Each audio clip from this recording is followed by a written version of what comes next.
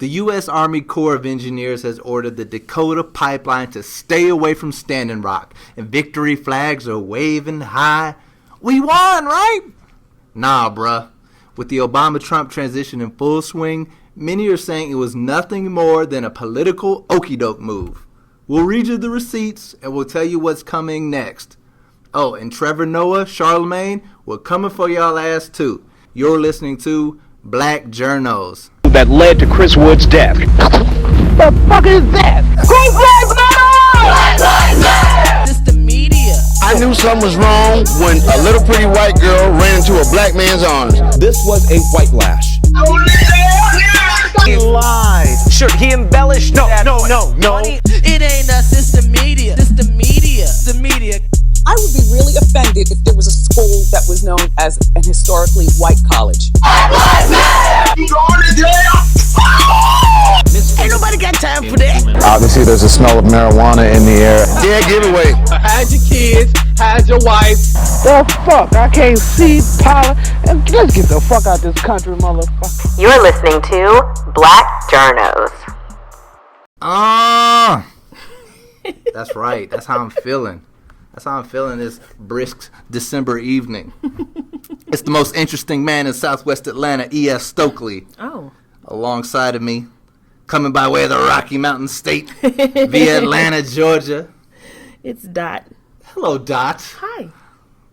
I like the title you just gave yourself. Oh, yeah. I feel that way sometimes. You know, I got a nice little mix of backgrounds, a yearning for learning, and I'm mustard. I'm ready for trouble. Okay. The most interesting man in Southwest Atlanta. And I like it. I got the receipts to prove it. Ask okay. about me in these streets. But anyway, today we're going to talk about Standing Rock, the developments, what it means to black people, all that. Obama, we watching you. And we're also going to talk about, of course, we're going to give you the headlines.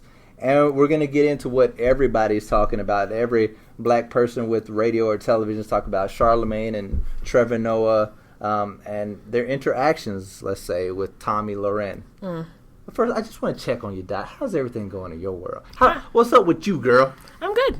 Good? I have no complaints. No complaints? Everything? You getting ready for the holidays? Are you doing Kwanzaa or Christmas? No, we do Christmas. Yeah. You know, we're those black people. What? Do you celebrate That's Kwanzaa? everybody. That's like most black people. I don't know any I know black one people person that that celebrate celebrates Kwanzaa. It's my sister, and she half-assed celebrates it. And I suspect it's mainly because she doesn't want to pony up and buy gifts. Oh. Because she celebrates Halloween. Mm-hmm. You know, she Thanksgiving.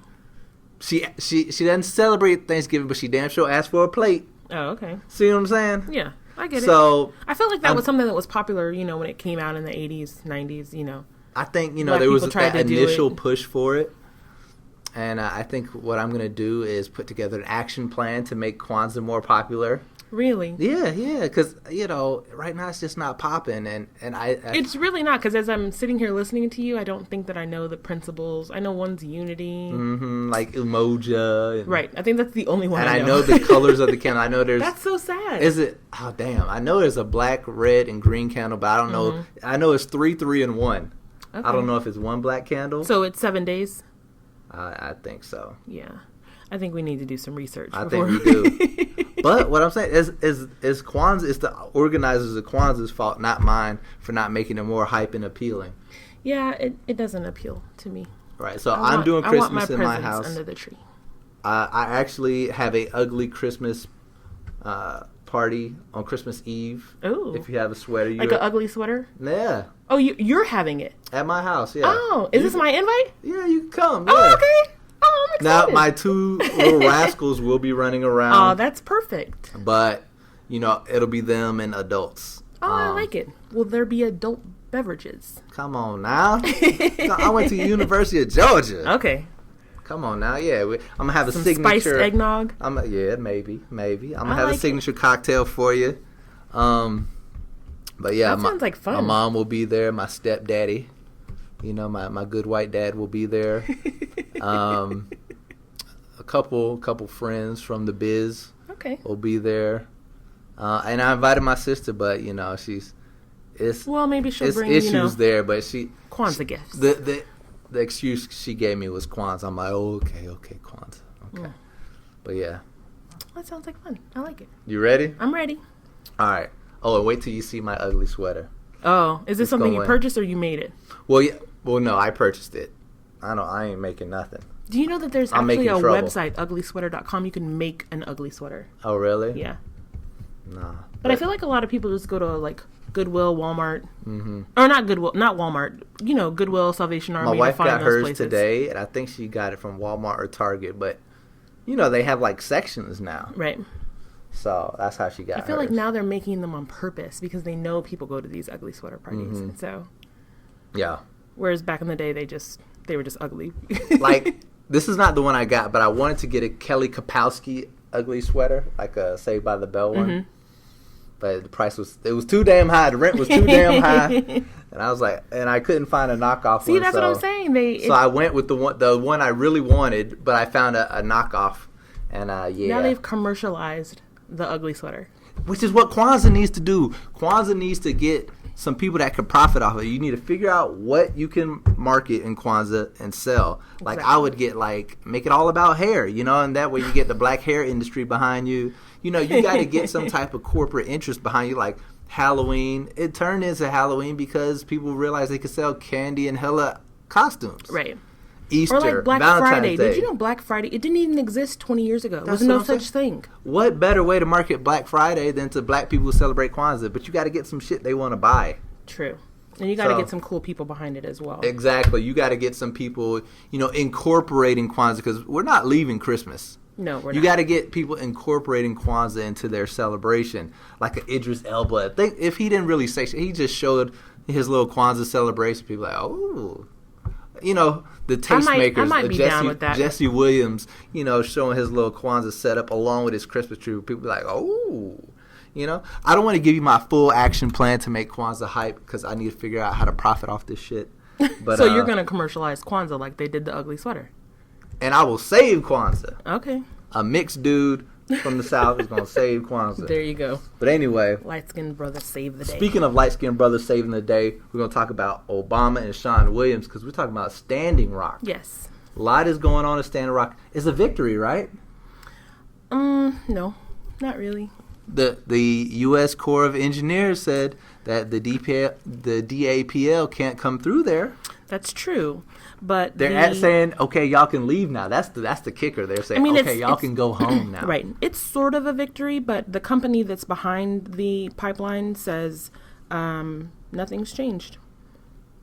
Despite this ruling, right? They're still going to put this pipeline through. Right. So when the company tells you we're still coming, and when the Trump administration says we're on their side, exactly, then you know this isn't over. I mean, it says they are fully committed to ensuring that this vital project is brought to completion and fully expect to complete construction of the pipeline without any additional rerouting in and around Lake.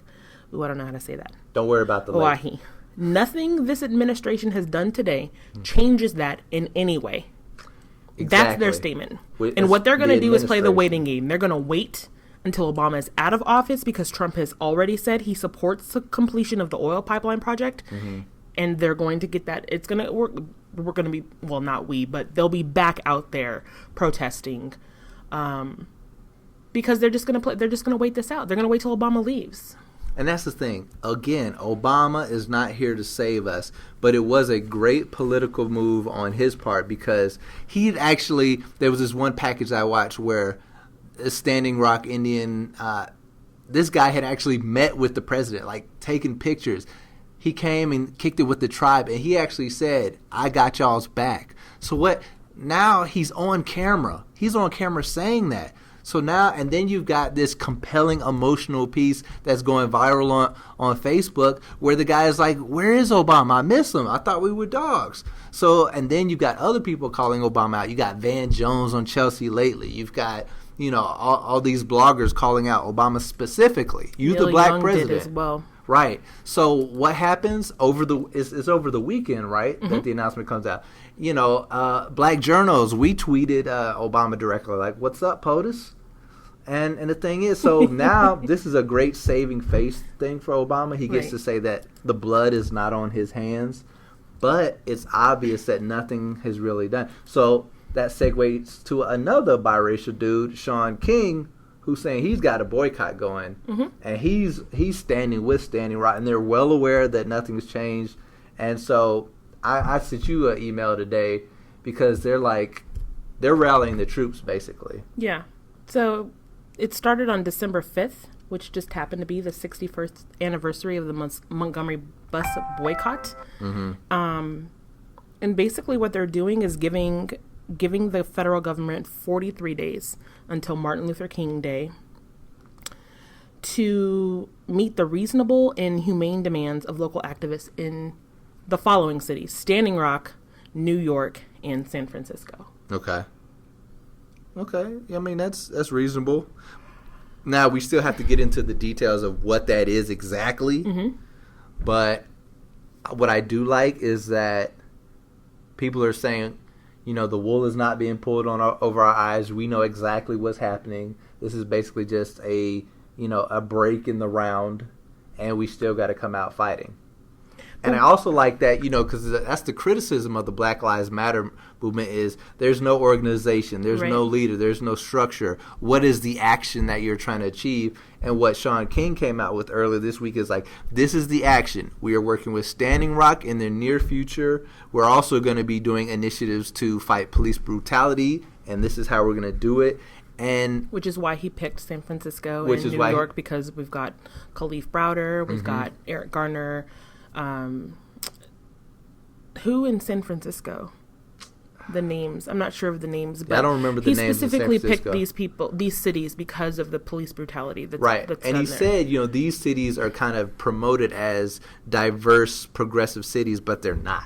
What I'm a little confused on, though, is for these next 43 days, it started on Monday. What exactly is it? It says to meet the reasonable and humane demands of local activists in those cities. So what is it they're asking for? So every day around noon West Coast time, actually noon East Coast, and then so in the morning in the West Coast, you get one email and it tells you what's today's initiative. Oh. So it's to harass Bill de Blasio via Twitter to fire the police officer that choked out Eric Garner. Oh, okay. And the next day, it's another initiative to fight police brutality.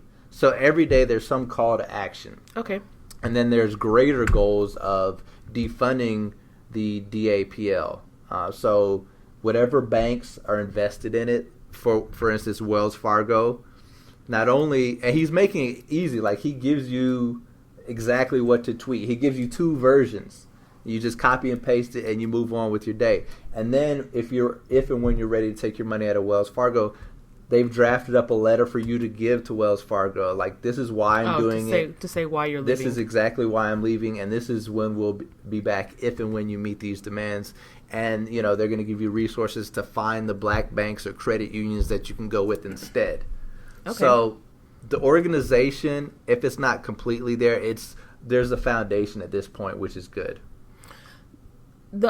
So I guess my next question is, how many people are involved in this? Because had you not sent me the email, I hadn't heard about it. And then when I read it, I didn't enter my email. So I'm not aware of all these things that I'm supposed to be doing. That is what I don't know. I don't know how many people are involved. That'd be a good question for Sean King.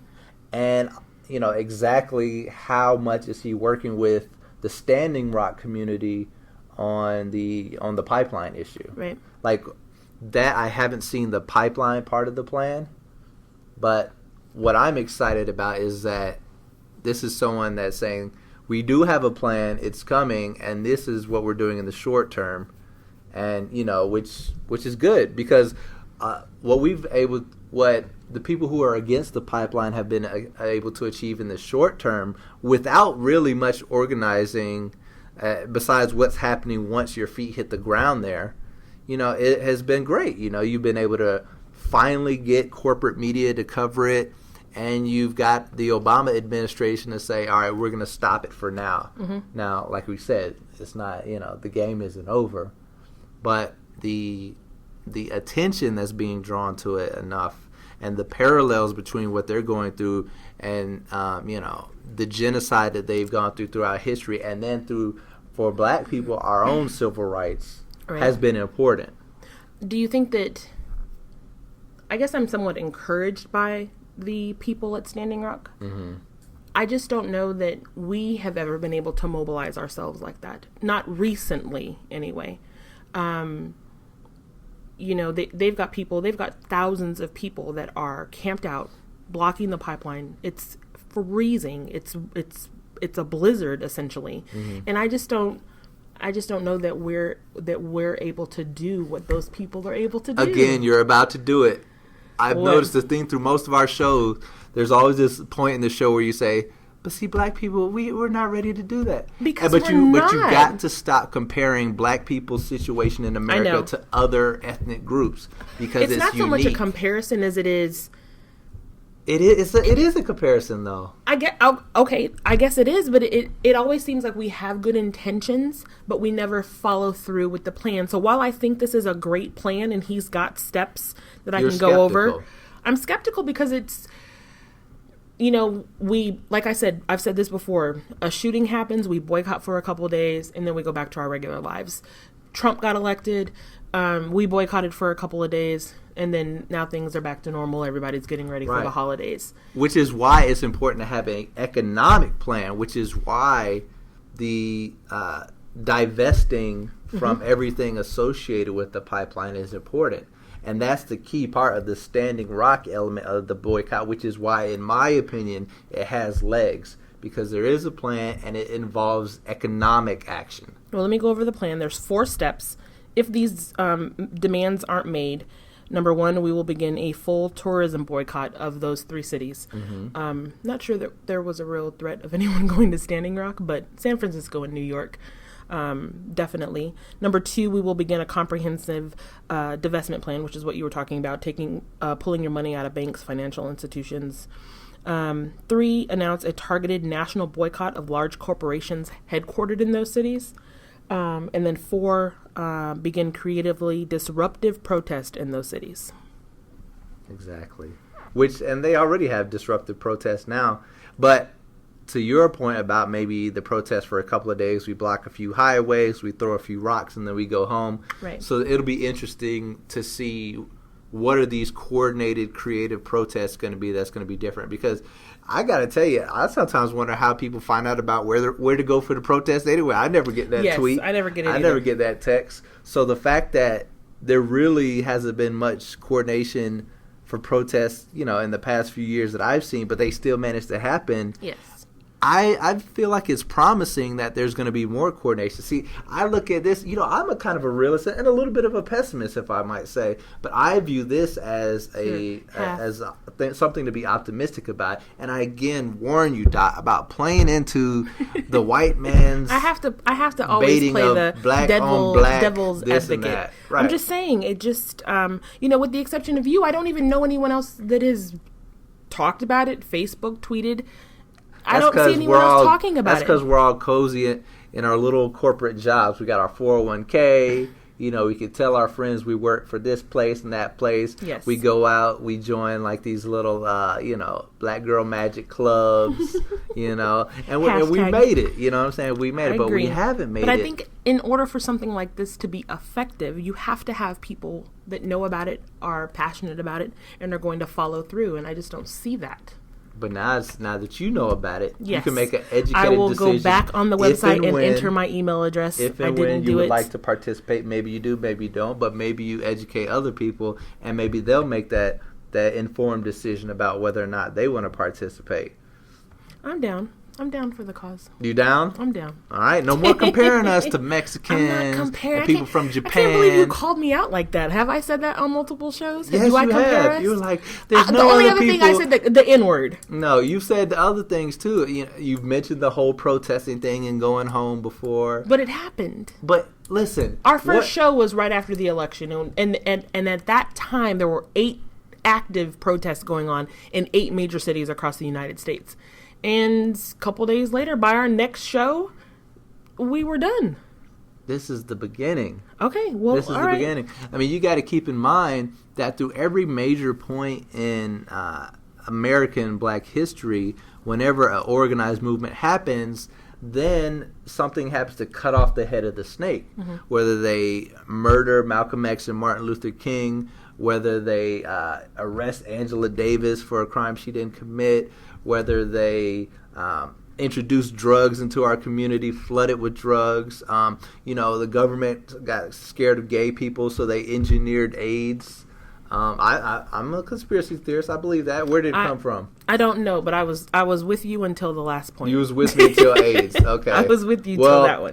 I guess it came from monkeys. Especially only, since that ended up essentially backfiring, since it's not just gay people that are HIV positive. It's mostly gay It's people. Mostly gay people, but It's mostly gay people, and it's mostly women whose husbands are on the down low. Exactly. So it is a gay disease. I mean, for the most part. But anyway, anytime there's been organized efforts by black communities showing solidarity, then government entities actually actively come to interrupt them. Black Panthers murdered, thrown in jail. I mean, it's not a coincidence. No, and what's great now is that you're seeing, let's say, movies like 13th, you're seeing white people who participated in these movements actually say, yes, this is what we were doing. Right. So the proof is there, and what I'm saying is to you, don't fall into the trap of, black people, I don't know, black people don't be doing this, because what that does is saying that there's something different about black people. We're all human beings, right? So at this point, we're just human beings placed into these different set of circumstances and environments. And what we're saying is black people have been dealt this hand, so we got to fight harder to get ahead. And those efforts have been, obstacles have been thrown in our way throughout history, but it doesn't mean that we aren't able to do it. It just means that we have to keep trying and reevaluate to get that win. All right. You with me, sister? I'm with but you. Anyway, let's see if it happens. But yes, time. Again, I do have to, I love Obama. He's always welcome on this show. But I do recognize the fact I'm not sure he's going to want to come on the show after you called him out about Standing Rock. But that's a good thing. I don't have to kiss his butt to be a fan of him. You don't. I think Obama is important for the self-esteem of the country. It was important for other people who aren't black to view a black man in a different light. So Obama's contributions are very important. I was one of the few people that feel like the Nobel Peace Prize he got was warranted because of what it did for the way in which people view and treat each other, particularly black people. But what I do recognize is that Obama is a politician. That is his job. So it is his job to kiss Israel's butt. It is his job to not stop the army from making money. And it is his job to kind of somehow sidestep this Standing Rock thing while still being, a good minority. Wow. He's a politician. I agree with you. I still love Michelle. I still love the girls. Obama, I think he would be my dog. But I don't have that. I don't have the stomach for politics. I can't look at people and not tell them what I think.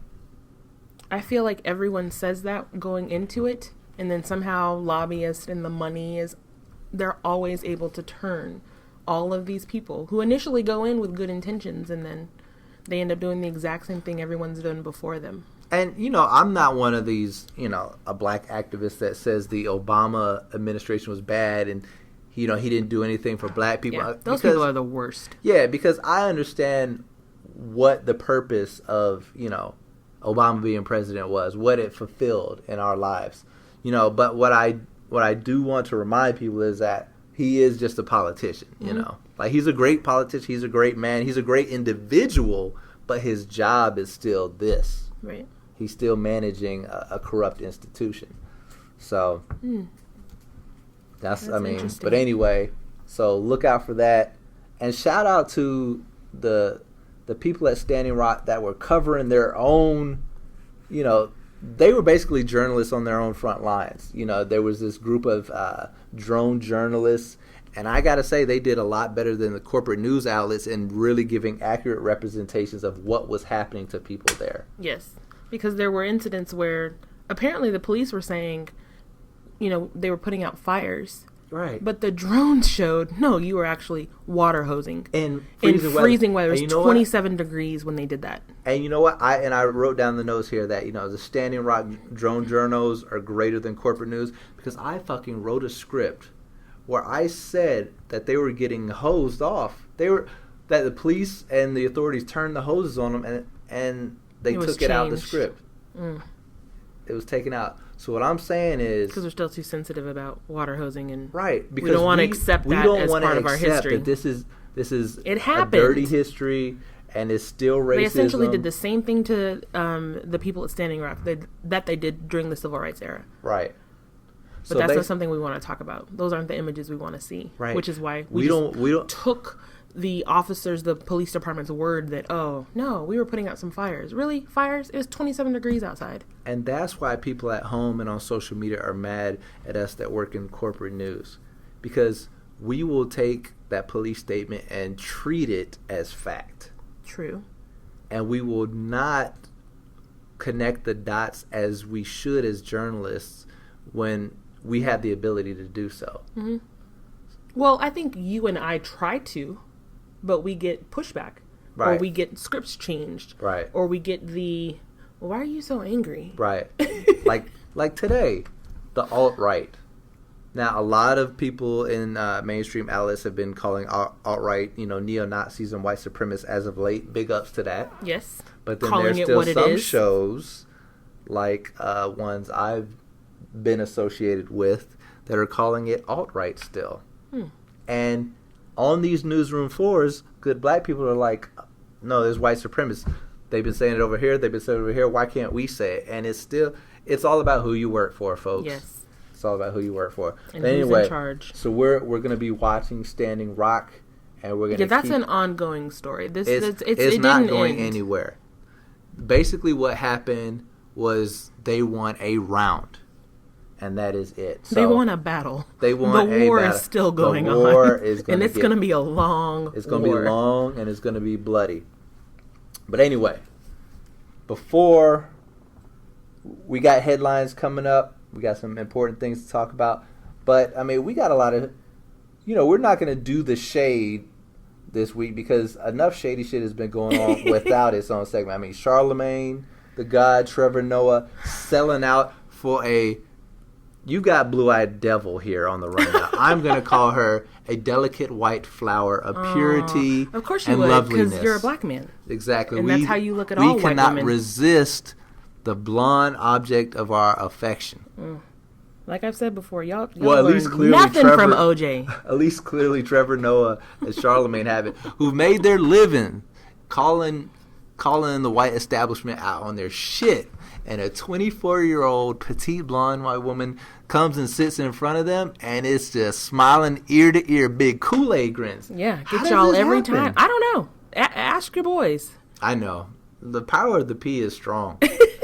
It's strong. Like, I don't think, it's some primal shit going on. And then when you layer in the levels of indoctrination of, like, women being, like, the standard of beauty. Right. That's some power to go against.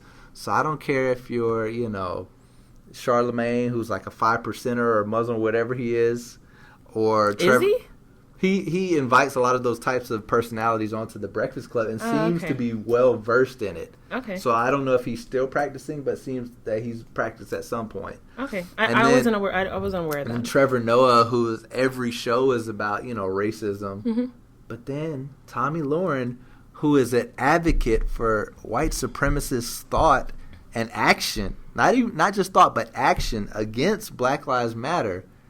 She sits down in front of you, and y'all smiling at each other. Y'all cutting eyes at each other. Actually, Trevor Noah sending cupcakes to the room. I just can't. I can't even believe that part. I like Charlemagne. I think sometimes he says things that are a little inappropriate, but it's funny. Mm-hmm. Plus, he's a diehard Dallas Cowboy fan like me, so Oh, okay. I like Charlemagne. I have stood up in the newsroom for Trevor Noah. I mean, when he replaced Jon Stewart, instant backlash from people. Oh, he'll never be able to fill his shoes, and I'm like, my God, give him a chance. He hasn't even had his first show yet, and you're already saying he's going to be a failure. So I've stood up for both of them. Not this week. Not this week. Mm-mm. Why not? I'm just disappointed in both of them. You're supposed to support us black men regardless. Oh, that's our role? Mm-hmm. That's our role? That's what you got to do. Yeah, we're not doing that anymore. We're tired of supporting y'all. Boy. It's getting a little old. So for those that don't know, is it Tomi Lahren? Lauren? I know it's Tommy. I thought it was Lahren, but anyway, she was on Trevor Noah's show this week. Mm-hmm. You watched the full interview. I only watched what was on the show, what was recorded on my DVR. I thought it was a good interview. Mm-hmm. You think otherwise? Yeah. I thought he called her to task on a lot of things, but again, I'm coming from a limited. I only saw the little 6 minutes that they put on Comedy Central. You saw the entire 26-minute right, and interview. See, that's the thing. The clickbait, the headlines like, "Oh, Trevor Noah takes Tommy to task," but if you watch the entire interview, he basically did more to promote her than take her to task. She came off like a sweet woman who's well-intentioned. See, and that's not what I saw at all. I saw was a couple of moments he caught her slipping, but he didn't even go hard at her. And those are the moments that they cut, edited, and put on air. But he didn't even go hard at her when she said she was colorblind. He was like, "Oh, well, right. That's not going to work well at stoplights." Yeah, exactly. oh, that was a big burn. I mean, he just kind of slyly checked her. But, I mean, she said she has been just important to the Trump campaign as Bannon or anybody else on his staff, because she's keeping that narrative going. Mm-hmm. Black Lives Matter. They're enemies. They're enemies of white people. She also compared them to the KKK. They're the KKK. And Trevor Noah, to that in particular, he questioned her on it, but he didn't really let her know, no, this is the KKK, murdered, castrated, raped, destroyed many families. Exactly. How does Black Lives Matter like these people? Because she takes one or two incidents where people who aren't affiliated with the organization say, fry them like bacon, say bad things towards police, but she associates that with the entire Black Lives Matter movement. And even if Black Lives Matter chants are fry them like bacon, who cares? That's words. The KKK has blood on their hands, and lots of it. I guess my issue, and I actually thought about this, why even have someone like her on your show? And it made me think, should we even be talking about her? Mm-hmm. Everyone is talking about this. I just don't. Why even give someone like that more publicity than they're already getting by having her on? Because talking to someone like her, you're not going to change her mind about anything. You're not going to change her stance or change what she believes. So, which is why they shouldn't have had her on their shows, right? Because she's a troll. Exactly. A professional troll. So I feel like Trevor did it because while I and a lot of people I know enjoy and watch his show, he doesn't have the ratings that Jon Stewart has. I don't enjoy it. It's not funny. It's the same people that are writing it. Maybe the delivery is different, but it's essentially the same show. You can tell by the writing. You got to understand how important that main personality, just like Larry Wilmore, was the reason the nightly show didn't work. Right. Trevor Noah is the reason that the Daily Show isn't working. Mm-hmm. And Jon Stewart is the reason that it worked when he was there. Like, you can have support. Right, but it's also kind of new, People didn't like Jon Stewart when he first got there. It took him some time to build his audience. Right. And so I feel like Trevor is essentially doing the same thing. I just don't appreciate that he did it this way, by bringing on someone that is an internet troll, and you did it anyway. You essentially did it for viewers and for ratings. Well, I don't mind that. What I don't mind is him being disingenuous about why he brought her on. Like this whole kumbaya notion of, we can agree to disagree, and is that your Trevor Noah voice? That's your South African voice. We can come together, and I can reach her audience in ways that I could not on my own. That's true. He actually wrote. I didn't read it because I just didn't want to, but he wrote an op-ed in the New York Times called "Let's Not Be Divided." Oh. Divided people are easier to rule. I couldn't. The headline alone threw me off. Let's not be divided. And that's the thing. Trevor, we already are, bruh. And the thing is, if we're in a war and people are actively trying to oppress, destroy black families for profit still, then this whole kumbaya notion is not going to work. What we have to do is circle the wagons, and with economic boycotts and with, self-policing, we have to do these things to protect ourselves, because even in 2016, they're turning hoses on minorities. Right. So what are they're supposed to go to the police and say, we shouldn't be doing this to each other. The police would be like, step your ass back before I tase you. I'm about to turn this dog on you. They're turning dogs on people still. Yep. So what you got to realize is, Trevor Noah, we appreciate you. And, you know, that came out right after the Tomi interview. So that, to me, in my mind, that's just him more, you know, trying to make it seem like their relationship is cool. I think for a lot of people, it wasn't so much the interview. You know, you have her on, you do the interview, you know, go back and forth at each other. It's the meeting up with her, I believe, at her hotel afterwards. Mm-hmm. He claims his people were there, her people were there. But when you see the photo, they were both, you know, all those people were you know, shopped out. So it looks like just the two of them are meeting. But if you needed to say something to her, why not say it right after the show? Why do you need to go and take her out or meet her at her hotel? Even if that's true, fine. But then to send her cupcakes afterwards, mm-hmm. and then for Charlamagne to be walking down, you know, in New York City, it just, the whole thing just, it's so, I don't know that I necessarily want to say they're sellouts or something about it just doesn't. But they are justifying some coonery. We can keep it at that. Yeah. But anyway, so we're watching you, Trevor Noah. We believe in you. We're not going to discredit all that you've done. That would be insane to say that, you know. But, just check yourself. I agree. Speaking of check yourself, we got some headlines we need to check. Yes.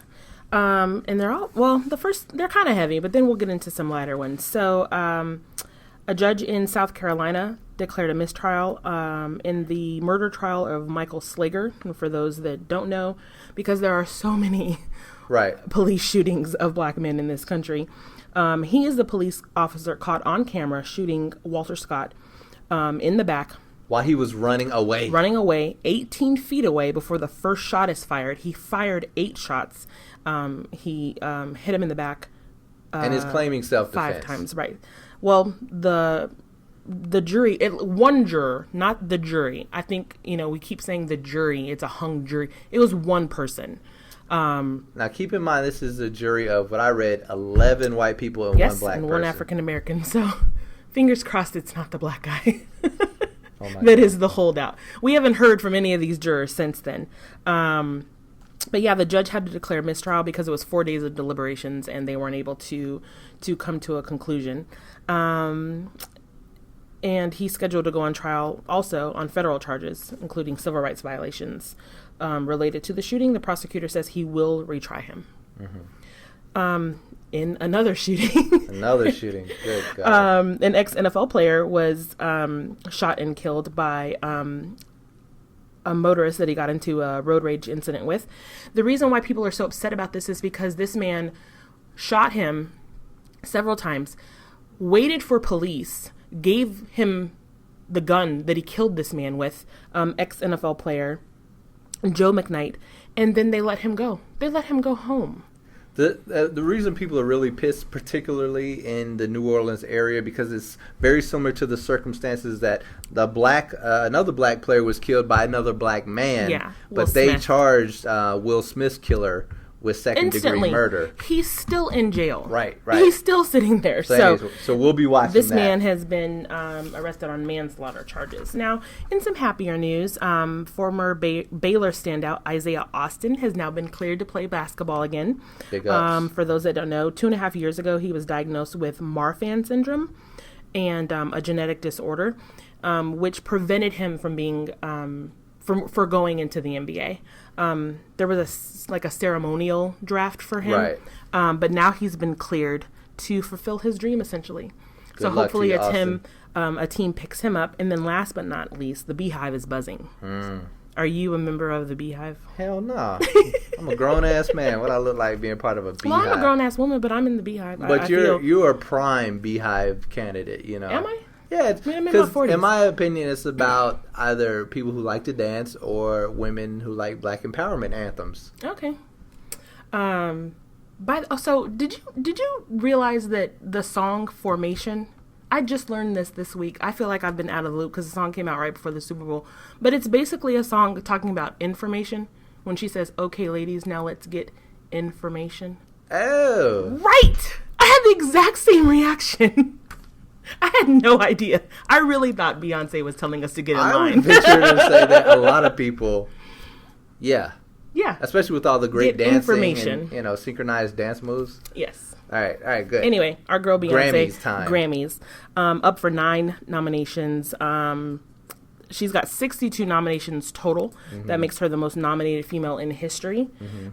She's also the first person to be nominated in multiple categories, including rap, pop, R&B, and rock.